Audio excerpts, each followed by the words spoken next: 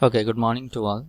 Again, the last class we discussed about the access method. Again, I'm going to put some recap on the access methods. First is your sequential access.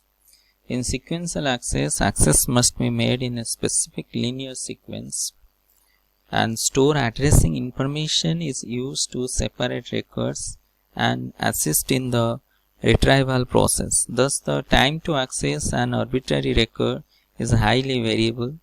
Here a shared read-write mechanism is used. That means the random access method is not allowed. All the data are accessed sequentially. Next is in the random access method. In this method, this involves a share or read-write mechanism. Individual blocks or records have a unique address based on physical location, like is array. Access is accomplished by direct access to reach the general locality by sequential searching, counting or waiting to reach the final location. So that is the random access process, that we can randomly access the data from any location.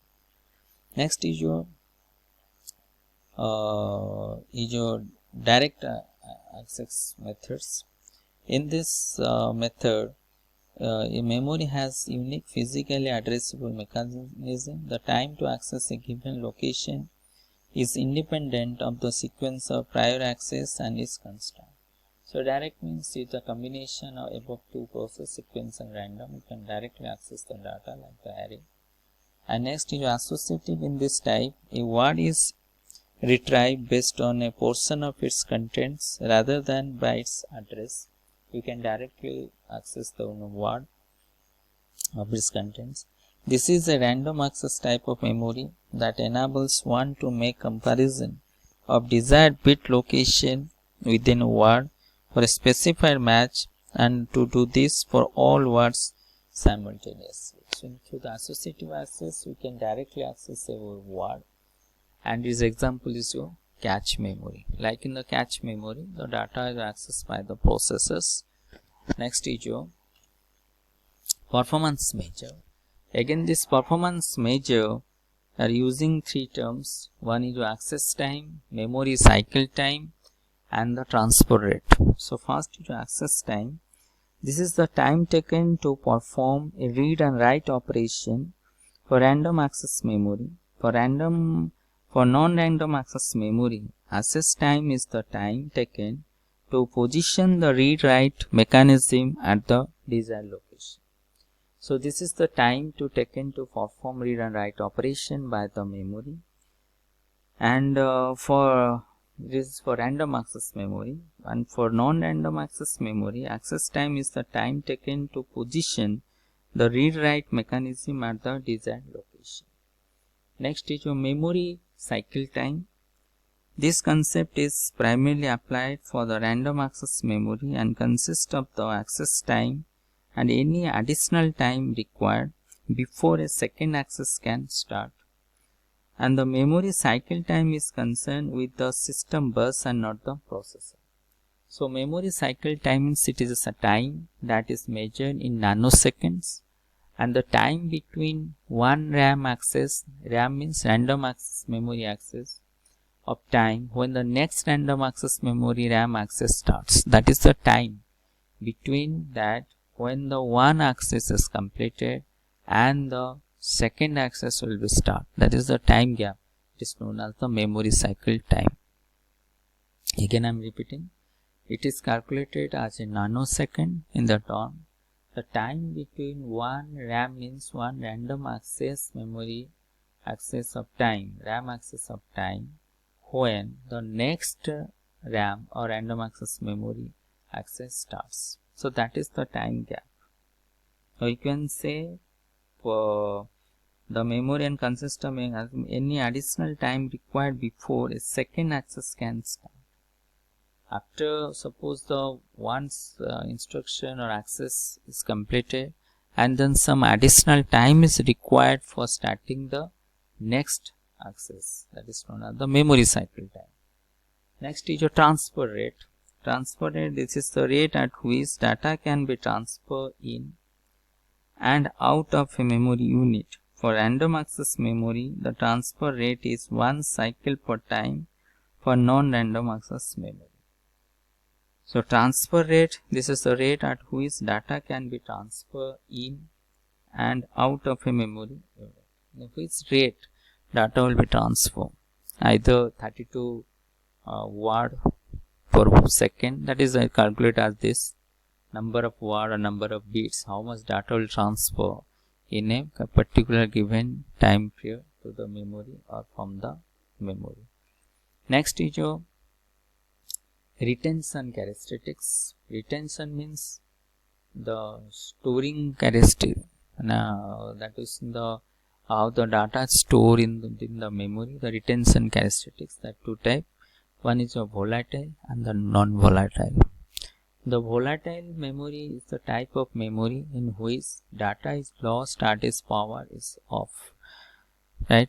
That means the computer retain the data or store the data when it is working. By accidentally, if your power is gone or power is up, then your data is also automatically erased from the memory. That is in volatile nature. But in case of the non-volatile memory is the type of memory in which data remains stored even if its power is off.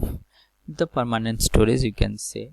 Suppose your power is off, your computer stops to work, the data remain within that memory. It is in the non-volatile in nature. So all about these are the characteristics of the memory system. First is your as a location, next is your transfer rate, next is your data transfer rate, next the location, data transfer rate, access methods, you can say access methods, and the performance measure, and these are the retention characteristics.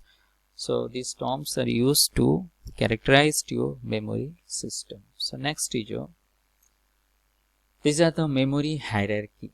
In this memory hierarchy, these are the registers, cache, main memory, disk storage, step unit.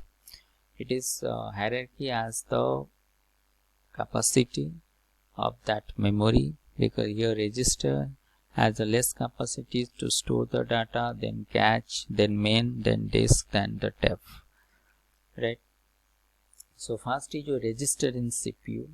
In computer architecture, the register are very fast computer memory which are used to execute programs and operation efficiently. This does by giving access to commonly used values, the values which are in the point of operation execution at that time. So registers in CPU, registers generally used to store the data for the temporary purpose, and this register, but the as you suppose this is the placed, or you can is arranged these memories as the capacity of the memory. That means register, then cache from small to large. But when you calculate the speed, register has much speed compared to the tape unit. Yeah. So next is your cache memory. Cache is a smaller and faster memory located closer to a processor core, which stores copies of the data from frequently used main memory location. It is an interesting register, cache memory. Generally, cache memory is used to make the balance between the processor speed and the memory speed. Generally, what happens? Now, processor is a unit which acts as much fast compared to the other units of the computer system. So what is the problem? Now memory does not supply the data as much fast the speed of the processor. So there is a register which is used to solve this type of problem. That means it is used to make the speed balance between the processor and the main memory. Now what will happen? Now cache memory is a small register.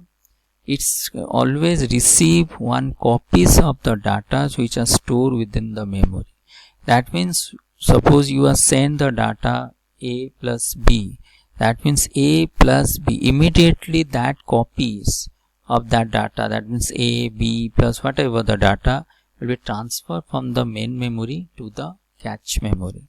So when the processor starts its work, it moves to your main memory. It starts to access the data from the cache memory, because cache is a small register. So everybody knows that. Now to access the data from the register, the time taken is very it's taken less time when compared to access the data from the main memory.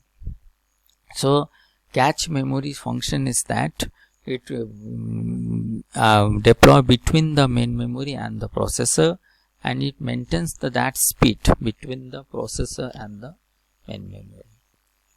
So thank you. In the next class we will discuss the other components of the memory hierarchy.